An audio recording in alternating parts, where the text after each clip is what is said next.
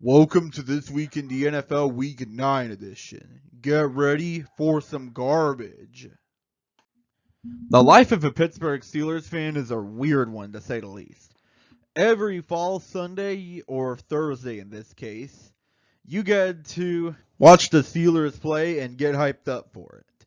And then, for the next 55 minutes of game time, your team looks like absolute garbage. And you're just about ready to fire everyone, clearing the house, and start all over again. And then, in the last 5 minutes, your team wins somehow. And now, you believe you're going to the Super Bowl without much logic or reasoning behind it. So, Miami hasn't won a game against a winning record team all season, but they've beaten every losing record team so far this season. Dolphins? Are you turning into the Cowboys? No, wait, the Cowboys would find a way to disappoint even more. This time around, in Germany of all places, Miami proves to us once again that they are absolute frauds. At least you'll steamroll your division since the Bills are garbage. Hooray! Hooray, you shut out the Clayton Tune-led Cardinals. Good for you, Browns. In all honesty, you could literally just breathe on them and you'd win. That's how bad they were. Welcome to the NFL, rookie. I hope you enjoy it. Yeesh, what a crummy game. No one wanted to win this thing.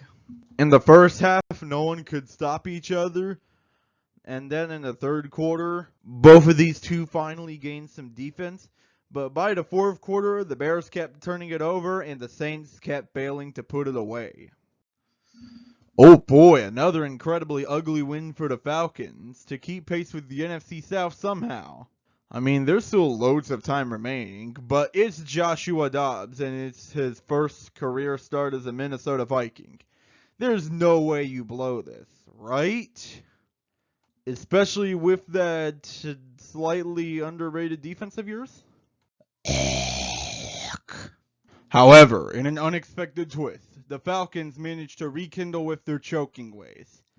No, I'm serious. That was really unexpected. That wasn't even in the script. What the heck? The Vikings have come back into the playoff picture in the name of Josh Dobbs.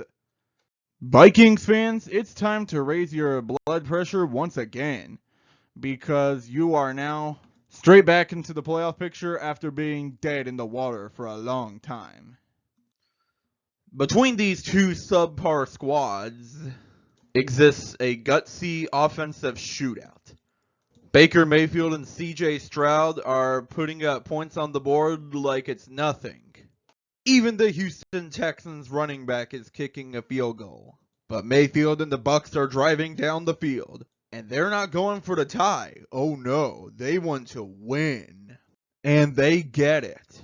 Buccaneers lead 37-33 with 49 seconds to go. But there's one massive problem. They left CJ Stroud too much time. The Texans quarterback proves himself to be a keeper as the Buccaneers, for their consolation prize, can claim they played one of the best games of the entire season. Sorry, bros, but you were not going to win once I saw that running back kick a field goal. Ravens games depend entirely on which part of the team shows up today. Luckily, the good side decided to show up today and completely thrashed the Seahawks right back to irrelevance. If it's any consolation prize, Seahawks, you still hold a shared control of the NFC West with San Francisco. The Ravens would be 9-0 if it wasn't for a few coaching mistakes. How tragic. I feel really bad for you guys. Come on, and step right up to the Toilet Bowl of the Week, where we get to see the remains of a former empire try to present itself as passable. Kinda like Russia these days. Heh. But anyway, this toilet bowl couldn't be more American if you tried. Commanders versus Patriots. The nation's capital versus the starting point of the American Revolution. In a game of gridiron football. Sam Howell and the Commanders foolishly believe they are still competitive. So they ended up flushing the Patriots in ugly fashion.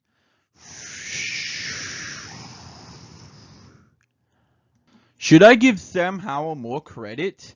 I mean, he is second in passing yards right now for the whole league. Nah.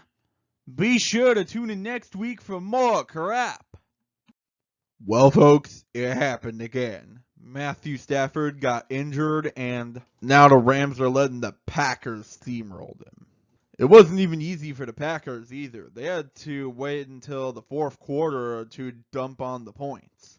I don't see either of you two making the playoffs anymore, to be honest. It's a new day in Raider Nation without Josh McDaniels at the helm anymore. Their first opponent, the New York Football Giants. Honestly, I think Josh McDaniels could have won this game anyway at this point. But whatever. I just feel bad for Bryce Young at this point. He just got thrown into an impossible scenario where he has zero receiver help. This is like if you're trying to get into gaming by playing Dark Souls first.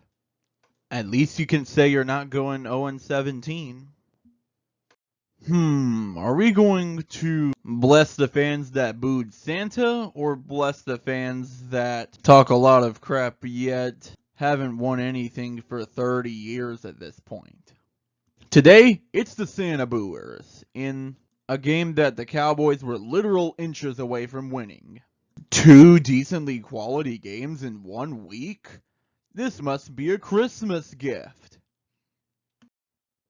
The Bengals tried their best to pull off a college environment by striping their stadium with orange and black sections across their stadium.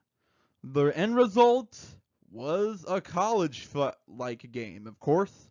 The Bengals are overall the better team to me, so they'll pull out the win. I think it might be time for the Bills to clean house and start all over again.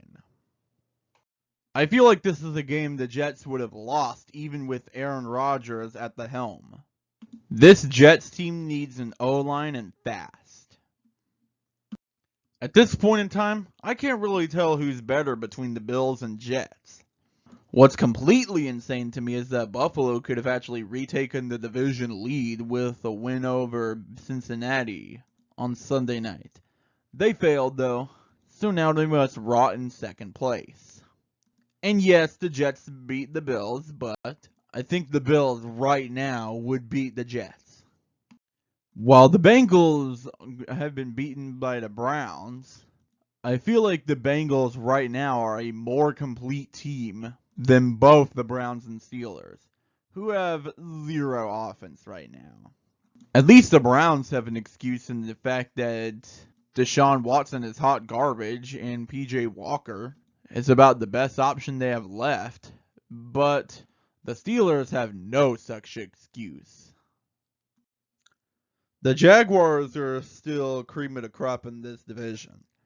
Every other team either is too young, too injured, too garbage, or a combination of some of those traits. Well, I really can't count the Dolphins' victory as a signature victory for the Chiefs since they nearly choked it away after leading 21-0. Prove me wrong against the Eagles and maybe I'll reconsider. I decided not to move the Chargers because it was a decent victory over a mediocre team, which is what you're supposed to do in those types of situations. And the Raiders, they may have fired Josh McDaniels, but they're still the Raiders. We have determined the best team in the NFC East. Their name, the Eagles. Don't worry, Cowboys, at least you're better than whatever the heck the Commanders and Giants are. I would be a bit cautious about your division if I were you, Lions, because the Vikings suddenly rattled off 4 games in a row to save their season from crashing and burning. You don't have to worry about the other teams much, but the Vikings are back and you best get ready. This division still does not have a clear winner in my eyes. which is very concerning if you're a division and you actually want to be good. Then again, I don't really have a clear Super Bowl prediction. Like maybe the Ravens if they play up to their potential, and then the Eagles? I don't know. The Rams came tumbling back down to earth after Matthew Stafford injured himself, and now this looks like a runaway division for Seattle at this point. Unless if the 49ers magically heal again, but I seriously doubt that'll happen. And that's it for this episode. Thanks for watching, guys. Be sure to like, subscribe, comment, share, ring the bell, and don't forget about John 3:16. And I'll see you next time. 1 John chapter 4, verse 7. Dear friends, let us continue to love one another, for love comes from God. Anyone who loves is a child of God and knows God. So love like he did, because he loved us first.